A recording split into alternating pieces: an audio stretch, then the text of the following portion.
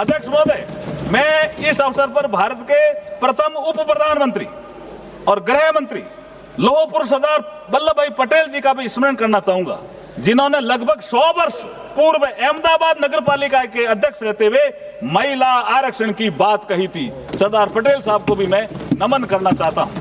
अध्यक्ष महोदय, महिलाओं को लोकसभा तथा राज्य विधानसभा में आरक्षण देने संबंधी विषय बहुत लंबे समय से पेंडिंग था।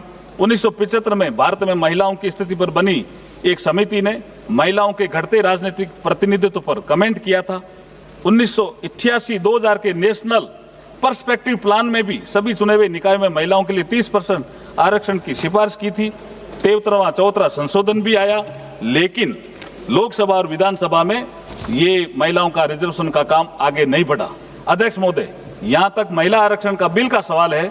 सर्वप्रथम ये बिल 12 सितंबर 1996 को श्री HD देवेगौड़ा साहब की सरकार के समय संविधान का 81वां संविधान संशोधन लोकसभा में पेश किया गया। बहस के बाद इसे गीता मुखर्जी की अध्यक्षता वाली संयुक्त संसदीय समिति को सौंप दिया गया। गीता मुखर्जी कमेटी ने 9 दिसंबर 1996 को अपनी रिपोर्ट सौंपी, परंतु 1996 में 11वीं लोकसभा के खत्म होने के साथ ही ये बिल खत्म हो गया। इस दिशा में अगला प्रयास आदरणीय श्री अटल बिहारी वाजपेयी जी की सरकार में 14 दिसंबर 1998 को संविधान के 84वें संविधान संशोधन विधेयक 1998 में पेश किया गया, परंतु 12वीं लोकसभा के खत्म होते ही ये प्रयास भी समाप्त हो गया। अटल बिहारी वाजपेयी जी की अगली सरकार 13वीं लोकसभा में 23 दिसंबर 1999 को संविधान का 85वां संशोधन विधेयक 99 में पेश किया गया, परंतु राजनीतिक पार्टियों के बीच सहमति न बनने के कारण आगे नहीं बढ़ सका। इसी श्रृंखला में अगला महत्वपूर्ण प्रयास डॉक्टर मनमोहन सिंह जी की सरकार द्वारा संविधान में 108वां संशोधन विधेयक 2008 6 मई 2008 को राज्यसभा में प्रस्तुत किया गया।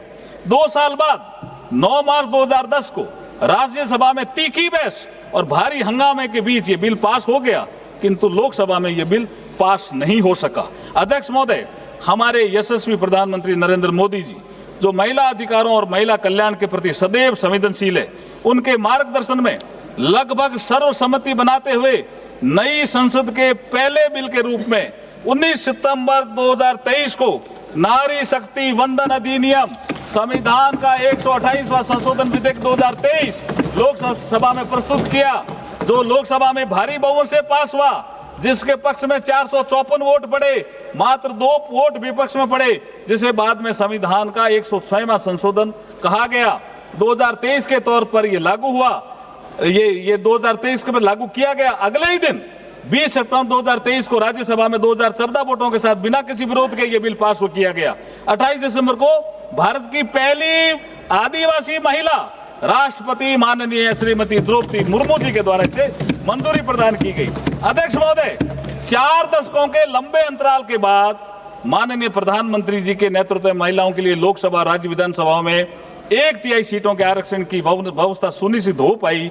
आज हम इस संविधान 131वें संविधान संशोधन विधेयक 2026 के माध्यम से इसे इस महान सदन के समक्ष साकार रूप देने जा रहे हैं। इस पूरे विश्व में, इससे पूरे विश्व में भारत और भारतीयता का शाश्वत संदेश का प्रचार करने वाले यहाँ स्वामी विवेकानंद जी का कोट भी मैं आपको कहना चाहता हूं। स्वामी विवेकानंद जी ने एक मात्र शक्ति के उत्थान का संदेश देते हुए कहा, there is a no chance, sir ये बहुत ही महत्वपूर्ण है, मैं कोट करना चाहता हूं, there is a no chance for the welfare of a world unless the condition of women is improved. It is not possible for a bird to fly only 1 wing.